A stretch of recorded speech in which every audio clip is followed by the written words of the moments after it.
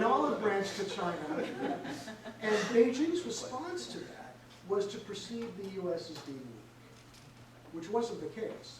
In fact, the reasoning behind that was, hey, we're a superpower, you're basically a superpower, let's work together as peers. And China completely misread that. And I think a lot of that led to a downgrading of relations and led to a lot of what was going on in the waters off of China and Beijing, or entities beneath Beijing flexing their muscle. So so the thing that the way I would respond to Alan is simply to, maybe we shouldn't overestimate Xi Jinping, just like we shouldn't have underestimated Obama. I mean, we need to get the interpretation right. The last thing I would say about, why were they checking your passport, Alan? Besides the fact that you're, kind of shady looking character. I think part of it is the kind of the hand waving that you see at the local level. If you've got these officials up and around Beijing and everybody's scared, I mean, who are the people that are really scared right now? It's the cadres more than the citizens. That's one of the things that's a little bit different. And if you've got the cadres kind of desperately wanting to show that they're on the ball and that they're with Xi Dada, they're going to not just check Alan's passport once, they're going to check it 3 times so they can say, yeah, we checked this guy 3 times. We are not only doing our job, we're really doing our job. Yeah, no, I see that at the local level, but clearly the signal, which is then coming from up above, is there is something to be afraid of here. And a foreign face, in some ways, most of you will have foreign faces when you're in China, that shows up. But also, and then I'm going to come around to sort of Jeremy's comment, but also a non-Han Chinese face. So the people who attracted, I think, more, I went back to Tiananmen a couple more times over the course of the summer, and the people who seemed to attract the most attention when I was there was a group of 3 monks who looked rather innocent. They had on, kind of flip-flops and had cameras that did not seem like they were in this sort of group that would be ready to self-immolate in the middle of the square. But they were, my son, who is fairly observant for a 14-year-old, but he doesn't have security clearance, he hasn't been trained in the art of espionage, said, Dad, did you realize there are 4 or 5 people who are following them? In other words, this is just a couple of months walking across the square, and they are attracting a huge amount of state surveillance, which is happening at the local level because people are covering their asses, but also because there might be, going back to the fig leaf, the emperor here might not be wearing any clothes, which is scary to think that, I guess she would look better without clothes than Jiang Zemin would have, right? But to go to Jeremy's point, and also to recognize, particularly, I wasn't here in the morning, but one of the things I think we haven't done especially well with CUPS is figure out how to work you guys as undergraduates together with these fabulous graduate students that we have in our department and in his department elsewhere. Yoi is here helping out. He is one of our best students right now. And I think it was Chris Cairns, who's another student who's further along who works in social media, who said to me he does a lot of big data. You just call big data, right? Yeah, big data. I have a hard time just keeping track of my date book, let alone big data. But he said that some large-end studies, I think this is what that according to most large-end studies, single-party authoritarian regimes overall last 60 years. I think that was the number he gave me, and that's their shelf life. They expire for the most part. And maybe I'm getting now numbers guy. But I actually would beg to differ. I think then where you're saying that maybe they're doing the right things, I think these are the right things in the short term, but over the medium to long term, they undermine the very foundations of how China has emerged as a superpower in terms of this kind of incremental opening and willing to be a little bit experimental with allowing in outside influences. And not just money, but outside ideas and ways of doing things. Ed Steinfeld has that really interesting book, right, about management techniques and how maybe there's more shifted in terms of learning the McKinsey way of managing, whether for better or worse. I'll leave that alone. But I'm going to throw it back to you. I mean, I would say, if I was advising not on foreign policy than this one, I would say, yeah, this is what we have to do right now, but it's not a good strategy. So I think the studies cross-nationally that kind of show single-party regimes last a long time are right. That's what the data point to. The fact that they tend to last around 60 years tends to be that that's where the data start. So the data tend to start after World War II, and they, on average, last 60 years, which means they last most of the time, because the data starts about 70 years ago. And so I think that I'm unwilling to kind of make that leap. What I do think is happening right now is something that you don't do if you're really worried about short-term survival. That the changes that are going on right now are intense, that are acrimonious at various levels, are serious, and it's not the type of thing that if you're really worried about losing power tomorrow, you would do. I think it's something that you would only do if you think that you are making an investment in the future. So I think that there is a kind of a shift in what I've referred to as the justification strategy of the regime, away from kind of just about the numbers, just about GDP growth, and kind of a narrative of economic performance and competence, which has not been demonstrated particularly well this past summer, but at other points in time has been working quite well towards something that looks more traditional, to go back to what you were mentioning, so that this is a government that governs well, even if the performance isn't good, because we can no longer guarantee strong economic growth, we can govern well in a kind of moral way, in a traditional way, perhaps a Confucian way, although I don't know if Xi actually would ever want to constrain himself to that level of moral appropriateness. I think that there is a callback to traditional norms of authority and traditional kind of justifications for this order, which is the Chinese Communist Party in the lead, moving the Chinese people who have a variety of identities forward. And that's what this is trying to do, and it's not something you do if you're worried about today, because you just kind of pay people off if you're worried about today. If you're worried about the long term, then you make this kind of investment. But that's a domestic story, and the extent to which that kind of connects to China's foreign relations and the right way to deal with China at the international level, I think is really complex. So Jeremy, if I might sort of just carry on the domestic track a little bit more, and it seems as if what you're saying over here is this alternative method of governance and an alternate model of governance. And I mean, this is one of my sort of questions that, well, doesn't keep me up at night, but it's something that I like to ask colleagues in the social sciences, which is, I mean, what then can we learn from the Chinese experience that might change our understanding of governing structures more broadly, but also the working of politics? Is that something that the US can learn from China and its experiences, for instance? So I think that one of the things that I argue China is doing is kind of at the forefront of moving away from being governed by numbers.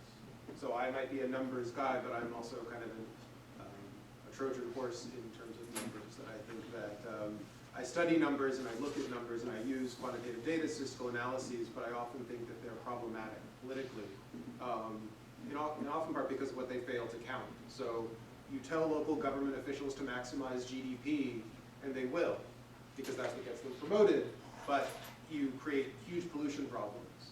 And over time, those kind of pollution problems and other externalities that aren't counted kind of accumulate and become politically risky. And so that a lot of what is going on is that the regime has realized that this kind of limited vision into localities, which was based on just a few statistical indicators, just a few numbers, is kind of problematic. And so now it's still numbers, because there's not much else that they can do, but there's a lot more numbers, and so it's becoming more of a holistic vision.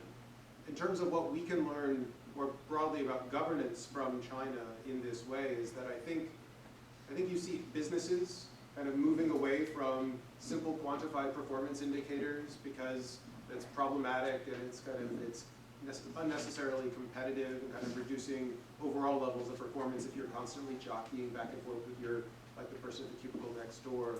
And so I think that, I mean, these things tend to go in waves, and so I'm sure that 10 years from now, after we all move away from performance indicators, the first business that puts them back will be on the front page of the journal Wall Street Journal talking about how great it is to actually measure performance and make sure your employees are working hard. But I think that there is something that is interesting in what China is doing in moving away from kind of just a simple metric of performance for local officials. Now, one of the reasons, for instance, people talk about the Gaokao in China as actual meritocracy, because it's a real test that people take that's hard, and you get promoted or get into schools based on that, or you can donate $1 billion to rent up. And so this idea of a meritocracy is so tied up in the world with the idea of numbers and measuring that level of merit that I think it's hard to separate, trying to kind of push towards a moral meritocracy while at the same time trying to kind of realize the problems of numbers. So I don't know if we can learn much about other places. I think China is doing an experiment that it doesn't know the results of. It doesn't have a lot of data that is backing up this experiment, but I think it's calling back to repertoires of governance that it has in Chinese history, that they're trying something that maybe works in the 21st century and maybe doesn't. Does anyone else want to weigh in on that? Jeremy had just broken his own rice bowl there by throwing numbers out the window. But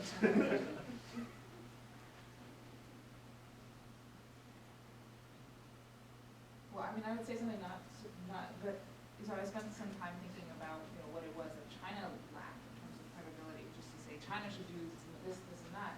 But I think that we also, here in the United States, need to also, learn from China's difficulties in sort of persuading the world that it doesn't pose a threat to them, and recognize that many of our own actions have created in China some legitimate security concerns, and so that we not always look at the latest development in China as the rising threat, but look at the sort of action-reaction chain that has between the United States and China and other actors in the region that have led to some of the behaviors that we may find problematic, but at least we can understand that they don't necessarily stem from some particularly Chinese or communist notion of expansionism, but simply the real concerns of a power that whose interests are growing.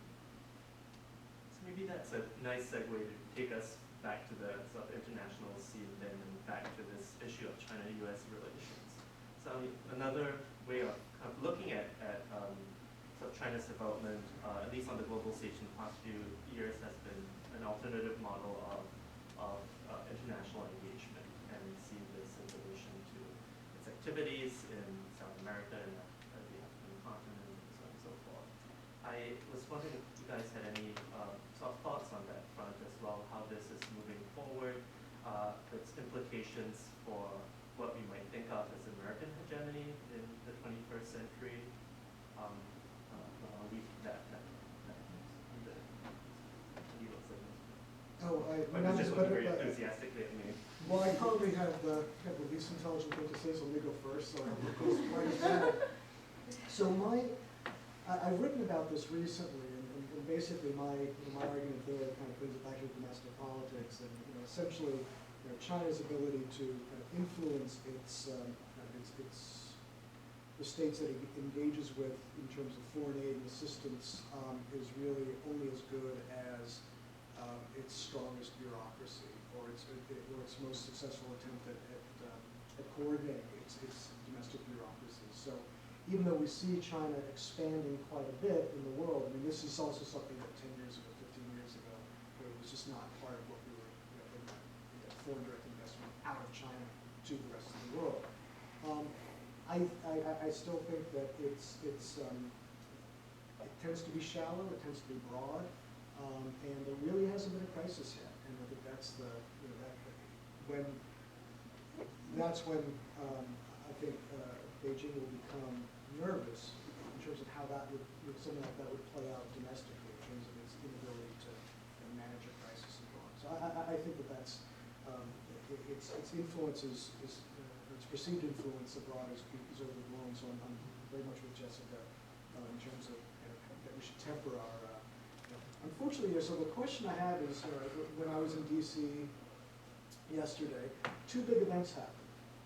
Xi Jinping gave the press conference, and John Boehner resigned. And I'm wondering, what is worse, or what's going to have more of an impact on Sino-U.S. relations? And we're going into an election year. And we have a Congress that now might become even more unruly. One of the things that I hope will not happen is that China become a political football in the elections. I mean, China was basically a bipartisan issue until 1989, and then was brought up during the 1992 elections. And it took 2 full election cycles before it was cycled off. It's too important a relationship to be abused in such a way. And you talk to people in DC, and they all know this, they recognize this. Even the people who are working for some of the most fire and brimstone folks, in Congress get it. But is that enough for them to be able to hold back in terms of the glare of the media, and just in terms of what political capital they can get from engaging in a discourse that they know is wrong or that is detrimental to the Sino-US relations? So Andy, yeah, but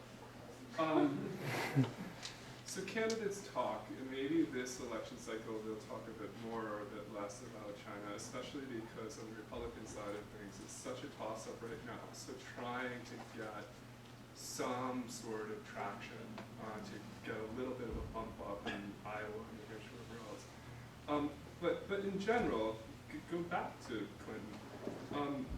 He was the one who made it the biggest issue on the campaign trail. And yeah, the first year he's in office, then there's linkage between MFN and human rights. But then by the time he's leaving office, his legacy really is wrapped up in WTO negotiations. Two very different terms. Yeah, no, I know it changes over time, but the bigger point I would say is U.S. policy towards China doesn't change that much, regardless of if it's a Republican or a Democrat in office. There's a fairly high level, I think, of continuity across these various administrations. I think the deeper question, though, for each of those administrations is there actually a policy in place? In other words, do we have some sort of a coherent strategy when it comes to dealing with China? And I think in the 90s and the first part of this decade, arguably through 2008, we had the luxury of not having to necessarily have a great policy because there wasn't any big challenge there. The question now would be, historically, that when you have a status quo in international politics and rising power, and people who've been in my foreign policy class know this, status quo plus rising power equals problems. It doesn't work out most of the time.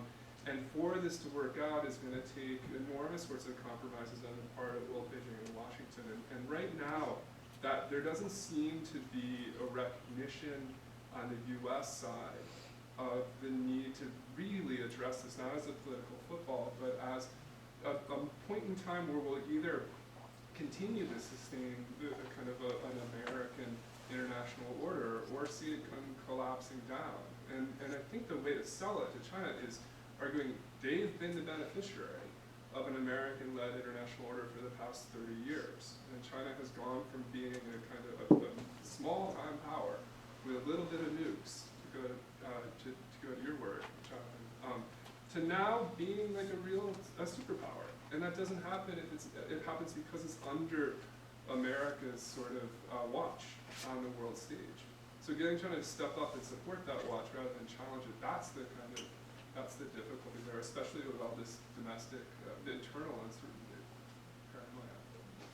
Here or there? In both places. Right. In both places, yeah. But I just even if Donald Trump somehow makes it out, I just can't imagine that even he is going to, or like maybe it's a House of Cards situation, right?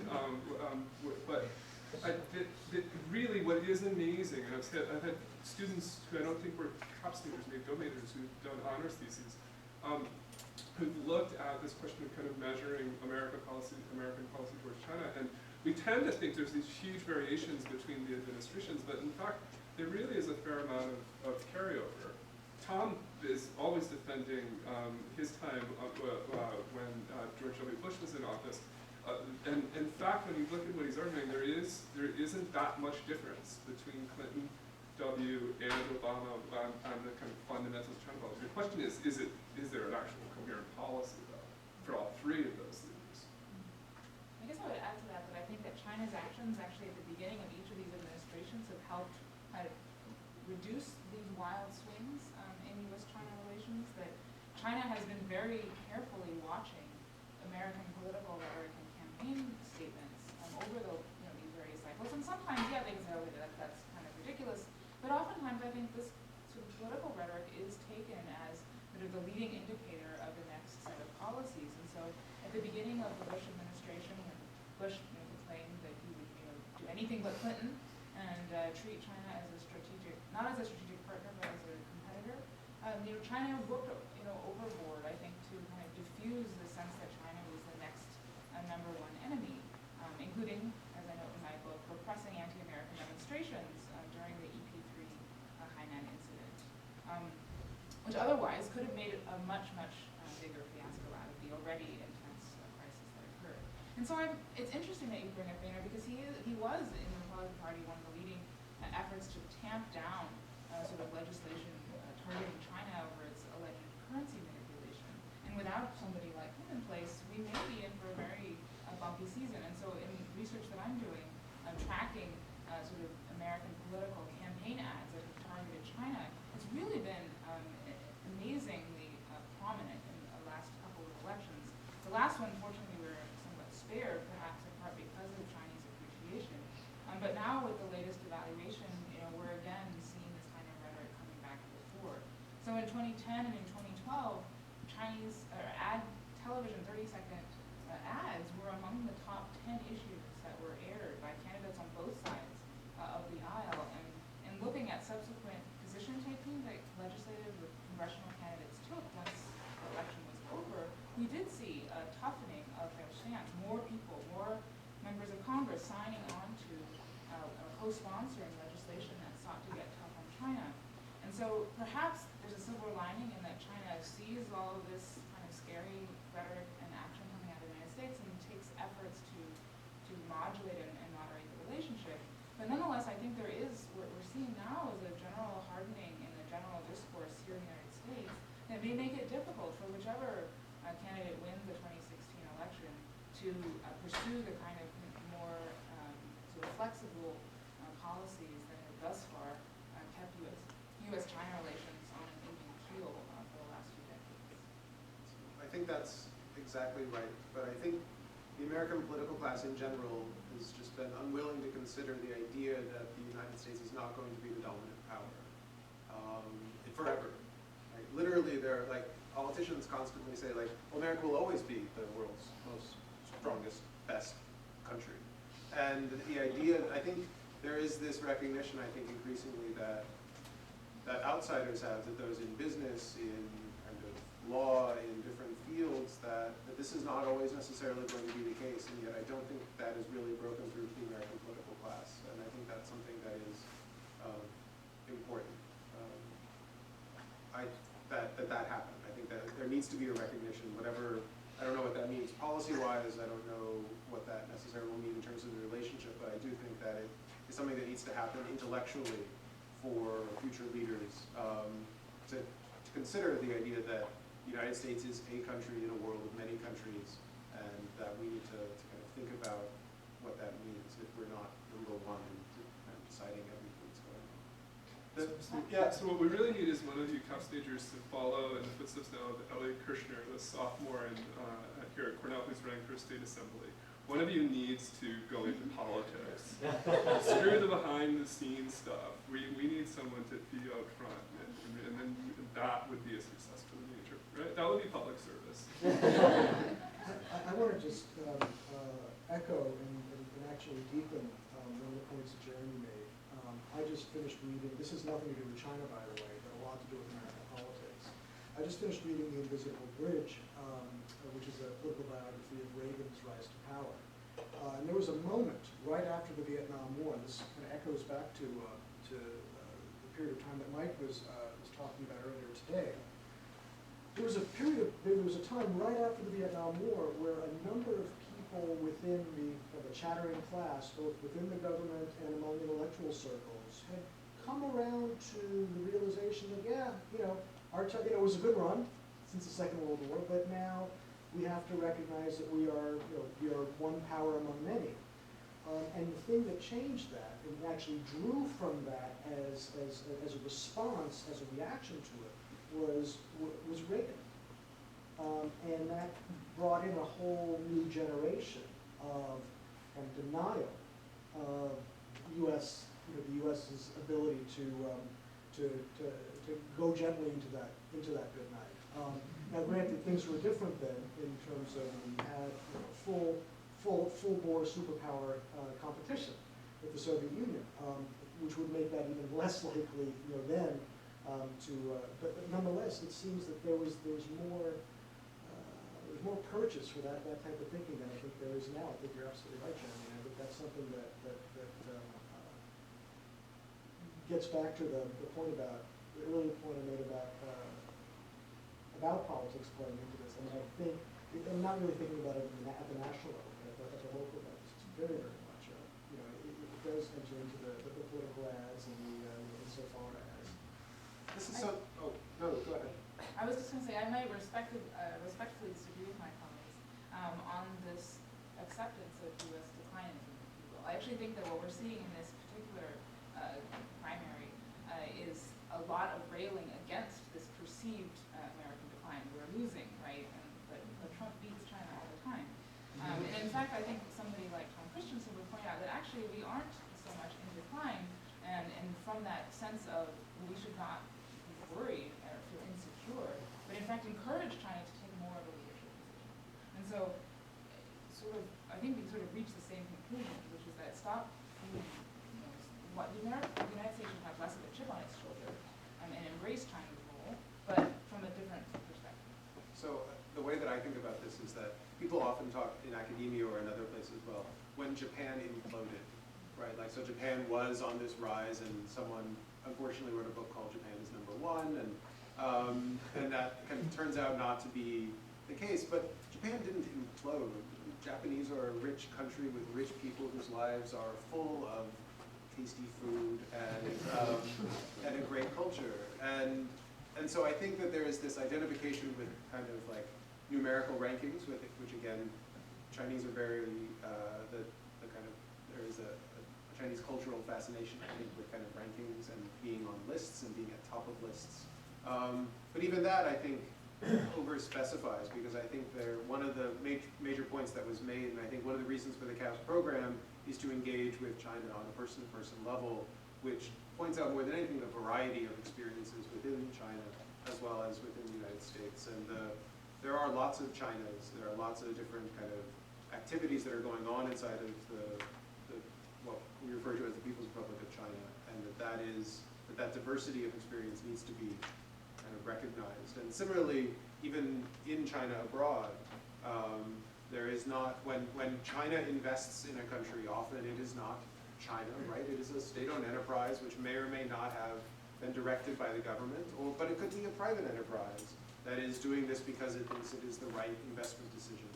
And so there is an equation, I think, still with all economic activity that comes out of China as by the government or kind of China Inc. And I think that increasingly you are seeing kind of some separation and differentiation of economic entities inside of China, even when there are operations abroad.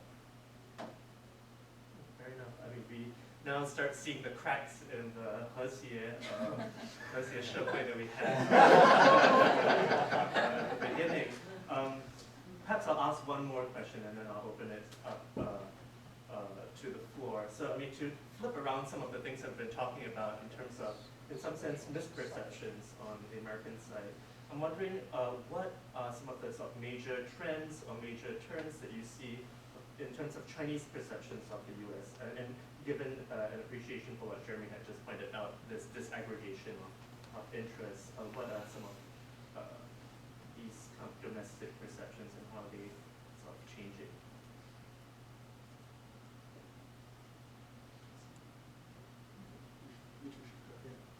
Well, I mean, I think actually Andy pointed it out, which is that I think there was particularly after the Great Recession, of course, before financial crisis, a sense that the United States didn't have all of the answers.